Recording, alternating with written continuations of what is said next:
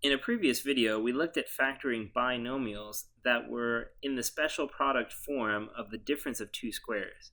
In this video, we're going to look at binomials that have the sum of cubes or the difference of cubes form. So looking at example A, you can see that we have two terms that are both cubes. What I want you to do when you look at a problem like this is first check for the greatest common factor. There's nothing in common between x cubed and 125. 125 is simply a number, and x cubed, of course, only has variables. So there's nothing in common between the two terms. From there, I want you to consider the format of the problem. You can see that this problem is a sum for sure, and not only a sum, it's a sum of two things that are cubed. So for example, this is x cubed, and 125 is actually 5 cubed. So once you know it's the sum or difference of cubes, I want you to figure out the roots. So what I mean by the roots is simply, what is the cube root of x cubed? Well, the cube root of that term is simply x. And then, what's the cube root of the second term?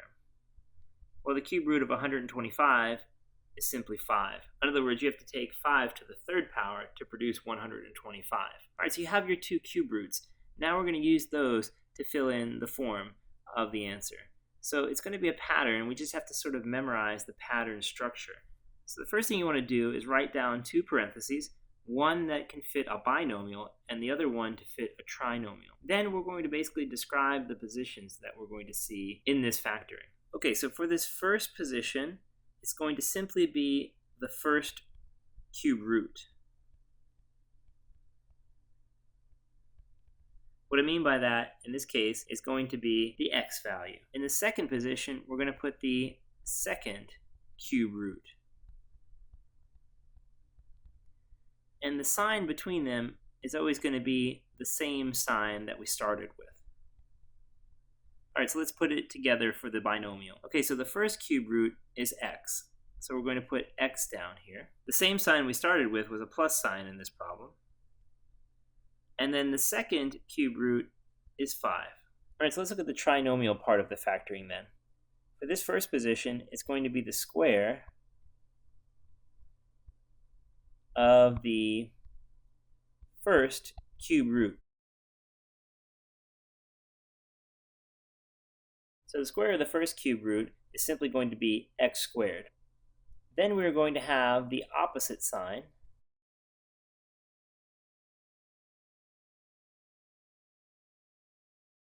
Then this position of the trinomial is going to be product of the two roots.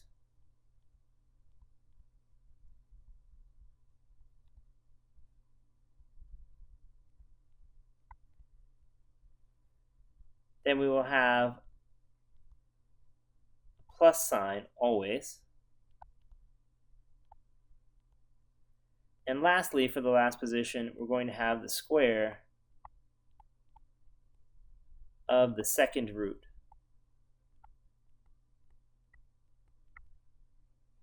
Okay, so let's take a look. What would the square of the first cube root be? Well, the first cube root was x, so the square of that will be x squared. Then we need the opposite sign of what we had in the problem originally. That will be a negative in this case because the original sign was positive. Then we're going to have the product of the two roots. So if we take the x and multiply it by the 5, we will end up with 5x. Then it says we will always have a plus sign here. So whether the original problem had a plus sign or a minus sign, it doesn't matter. That last sign in the trinomial is always positive. And then finally, we're going to take the square of the second root, which in this case is 5. So the square of 5, of course, is going to give you 25. And there you go. That's your factoring of the sum of cubes for the problem x cubed plus 125. All right, let's try this again. All right, let's try this again with problems B and C. So now we can move a little bit faster because we know the pattern. So we have to start out by looking at the binomial and asking, is there a greatest common factor? Well, I don't see anything in common between x cubed and anything in this first term. Then I can see that it's a binomial, so we're going to try to look for a special product. Okay, so since 27 is 3 cubed, this looks like a difference of cubes. So I'm going to identify the roots first. So the root of this first term, the cube root again, is 3y. And the root of the second term is just x. So if we fill in our binomial and trinomial parentheses, we will have the first term's root here, 3y. We'll use the same sign as the original problem here.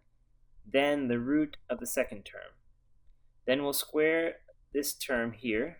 So we'll have 9y squared. Then we have the opposite sign of what we used here, so opposite sign. Then it's going to be the product of these two roots. So in this case, it'll be 3xy or 3yx, whatever you prefer. And then lastly, we're going to have a plus sign always, and then the square of this term here. And that'll do it. All right, let's practice this one more time for the last problem here. So again, first thing you have to check for is the greatest common factor. And it looks like between 64 and 8, we have a GCF, because I think 8 will come out of both of these. So if I take 8 out of 64, I'll be left with 8, because 8 divides into 64 evenly 8 times.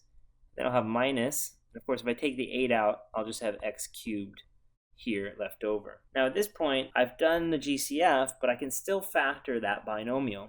This binomial is a difference of cubes. The root of 8, the cube root of 8 is 2. The cube root of x to the third, of course, is x. Okay, before we factor this difference of cubes, let's start by bringing down the GCF so we don't forget about it. Then we're going to draw a small parenthesis and a larger parenthesis, and we're going to go through the pattern again. Okay, so we found that the root of the first term is 2, so we'll put 2 here. The root of the second term is x, so we'll put x here, and then it's always the same sign we were given initially, so we have a minus sign there. Then we're going to square that first term, so it'll be 4. We're going to use the opposite sign that we started with, so positive. Then we're going to have the product of these two terms, so that's just 2x.